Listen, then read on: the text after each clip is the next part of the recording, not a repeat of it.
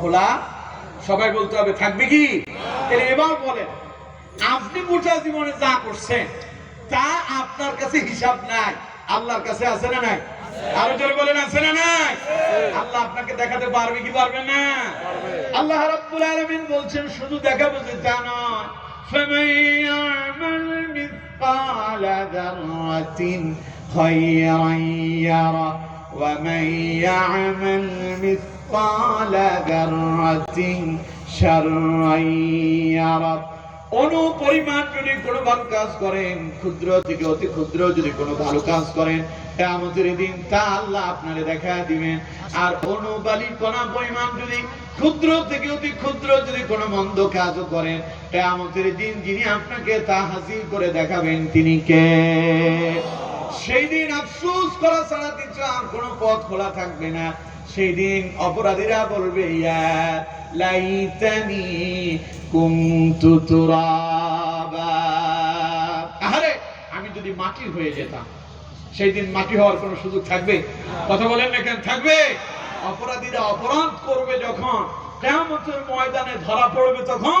আর কিয়ামতের ময়দানে ধরা পড়বে যখন, পালানোর জন্য পথ খুঁজবে তখন। কিন্তু সেই দিন পালানোর আর কোনো পথ খোলা থাকবে? আরো জোরে বলেন, থাকবে? আরে পরকালের কথা বাদ দেন, দুনিয়ার কথা বলেন। আল্লামা সাঈদী বলেছিলেন, কথায় কথায় আমাদেরকে রাজাকার বলো, কথায় কথায় আমাদেরকে মৌলবাদ বলো, আমরা মূলে আছি 12 কোটি। সময় একদিন আসবে, মূলে বসে এমন চাকুনি দেব, মামুর বাড়ি দিল্লি গিয়ে পড়বো, ঠিক কিনা? আমাদেরকে রাজাকার বলো, মৌলবাদ বলো, সময় একদিন আসবে, পালানোর জন্য ইন্দুরের গর্ত খুঁজে পাবো না, ঠিক কিনা? পালানোর পথ তিনি বন্ধ করে দিলেন, তিনি কে? বলেন কে? খাবার খাবে, দুপুরবেলা আরাম করে খাবার পড়ে আছে, বিমানে উঠে তারে পালানো লাগছে, ঠিক কিনা? সুতরাং দুনিয়ার যদি অবস্থা হয়, অপরাধ করার পরে ওদের একটাও খুঁজে পাওয়া যাচ্ছে না, কিয়ামতের ময়দানে অপরাধীরা পালানোর পথ পাবে না, ঠিক কিনা? সুতরাং এখান থেকেই শিক্ষা গ্রহণ করেন, গোটা জীবনের হিসাব যিনি নেবেন তিনি কে? চিল্লায় বলেন, কে? সে গোটা জীবনের হিসাব দেওয়ার জন্য প্রস্তুতির দরকার আছে না নাই? কিভাবে? সিনেমা দেখে না, গান বাজনা শুনে না, ফজর না পড়ে? ফজর পড়েন সবাই? সবাই বলে না, কিন্তু ইনশাআল্লাহ বলছে। ইনশাআল্লাহ কি সৌদি আরবের ইনশাআল্লাহ না বাংলাদেশের ইনশাআল্লাহ? ও যদি সৌদি আরবের হয় তাহলে আর জীবনে কাম হবে না। আর যদি বাংলাদেশের ইনশাআল্লাহ হয় তাহলে বোঝা যায় কিছু কিছু এখনো পড়ে, ঠিক কিনা? আগামীকাল জুমার দিন দেখবেন মসজিদ গুলোতে 4-5 তলা, এক তলাও জায়গা নাই, রাস্তা পর্যন্ত দাঁড়ায় নামাজ পড়ে। ঠিক একই মুসল্লিরা ফজরের নামাজে দেখবেন গোটা 5 তলা মসজিদ পুরো খালি, খালি সামনের কাতারে কয়েকজন মুসল্লি, ঠিক কিনা? 1-2 কাতারের বেশি নাই, বাকিরা গেল কই? তাইলে কি এই আমল দিয়া কিয়ামতের ময়দানে আল্লাহর সামনে গোটা জীবনের হিসাব দিতে পারবেন? কথা বলেন, পারবেন? আবার স্লোগান দেন আপনার আল কোরআনের আলো ঘরে ঘরে জ্বালো, কিয়ামত পর্যন্ত স্লোগান দিলেও কাম হবে না। যতক্ষণ পর্যন্ত জুমাতে মুসল্লি যা হয়, ফজরে যদি ওই পরিমাণ মুসল্লি না হয়, কিয়ামত পর্যন্ত খালি আমরা স্লোগান দিব, কাজের কাজ কিছুই হবে না, ঠিক কিনা?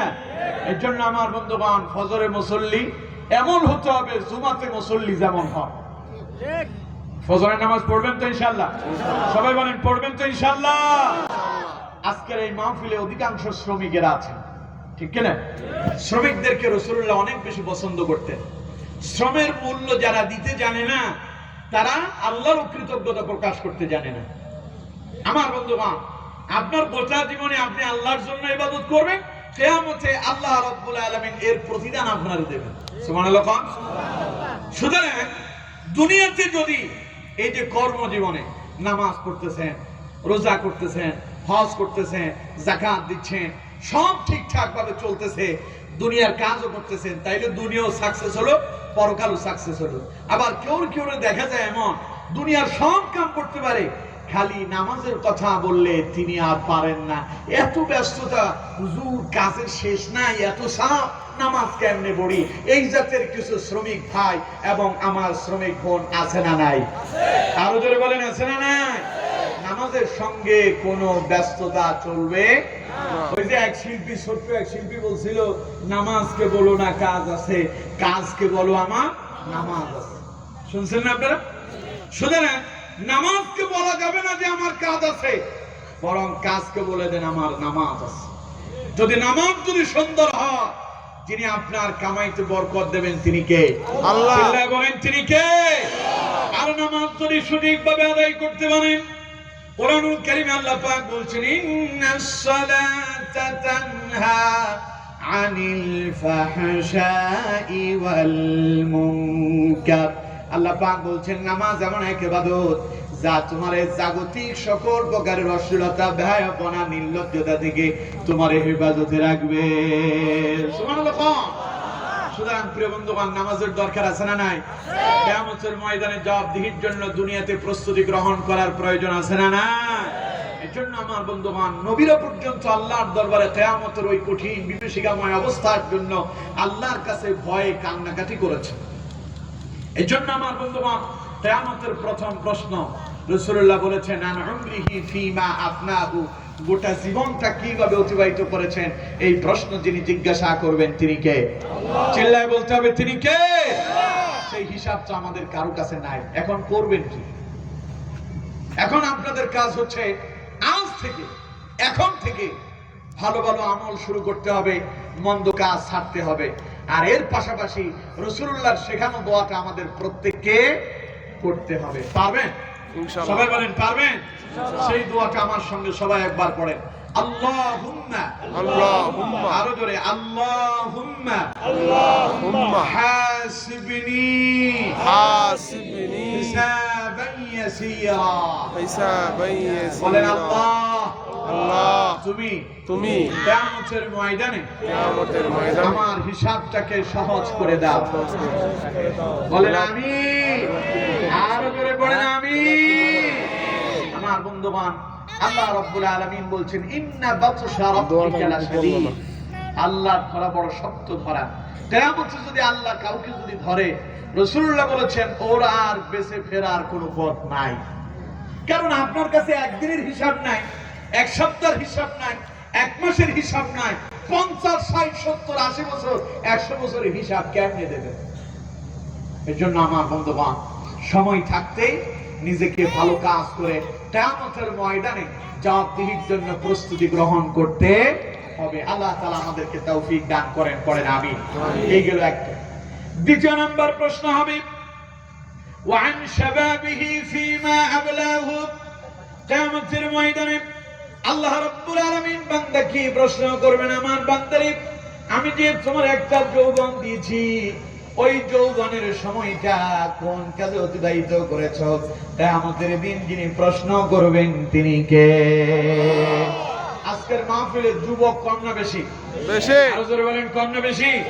বৃদ্ধদের সংখ্যা খুবই কম, তবে বৃদ্ধরাও যৌবন পেরিয়ে এসেছে। এখনকার আলোচনা হলো যুবকদের জন্য। আমার যুবক বন্ধুরা, তোমাকে যদি আল্লাহ তাআলা কিয়ামতের দিন প্রশ্ন করেন, ওয়ান শাবাবিহি ফীমা আবলাহু, যৌবনটা কেন, কোন পথে অতিবাহিত করছো, কিভাবে অতিবাহিত করছো, হিসাব দাও। হিসাব দেওয়াটা আমাদের জন্য সহজ হবে না কঠিন হবে? কারণ আমার দেশের যুবকেরা ইয়াবাতে আসক্ত, জুয়াতে আসক্ত, মাদকে আসক্ত, পরনারী, প্রেম প্রীতি, ভালোবাসা, অবৈধ হারাম রিলেশনে আসক্ত, ঠিক কিনা? আমার শ্রমিক ভাইরা তো এগুলোতে নাই, বেশি আছে। আছে? আছে। আমার শ্রমিক ভাইরা, আপনাদেরকে বলছি, যৌবন আসছে, যৌবনটা এটা আল্লাহর পক্ষ থেকে এক বড় নিয়ামত। এই যৌবন কিন্তু চিরকাল থাকবে না। আপনার পাশে যে বৃদ্ধ মানুষটা আছে, আপনার দাদা, আপনার বাবা, আপনার আপনজন, ওনাদের দিকে একটু তাকায় দেখেন, ওনারাও কিন্তু যৌবন পেরিয়ে আসছে। এখন যৌবনে যখন ভাটা এলো, গ্লাসটা খুলতে না, এই যে গ্লাস, এই গ্লাসে আছে পানি। যৌবনে এই গ্লাসটা হাতে নেওয়াটা খুব সহজ। যৌবনে ভাটা আসলে পরে বার্ধক্য আসলে এই গ্লাসে পানি ঢেলে খাবে তো পরের কথা, মাঝে মধ্যে হাত থেকে গ্লাস নিতে গিয়ে হাত থেকে পড়ে যায়, গ্লাসটাও ভেঙে যায়, ঠিক কিনা? সুতরাং যৌবন আসছে বলে, যৌবন আছে বলে সেইভাবে জীবনটারে ব্যয় করবেন না। কারণ যৌবন এমন একটা জিনিস, ও তো আপনার মাতাল বানায় দেয়, পাগল বানায় দেয়। যৌবন আসলে পরে কেউ সন্ত্রাস হতে চায়, মানে নেতা হওয়ার শখ জাগে, আবার কারো কারো প্রেম প্রীতি ভালোবাসার শখ জাগে, ঠিক কিনা? এমন অভ্যাস হয়েছে গার্মেন্টস এর মেয়েরা গার্মেন্টস এর কাজ শেষ করে ও যাবে তার বাসায়, তিনি এসে একটা ফুল হাতে নিয়ে ভিক্ষুকের মতো ওই গার্মেন্টস এর গেটের দরজায় দাঁড়ায় থাকে, উনি প্রেম ভালোবাসা নিবেদন করতে চায়। কম তো দেখি এটা কি হালাল হলো না হারাম হলো? হারাম। আরো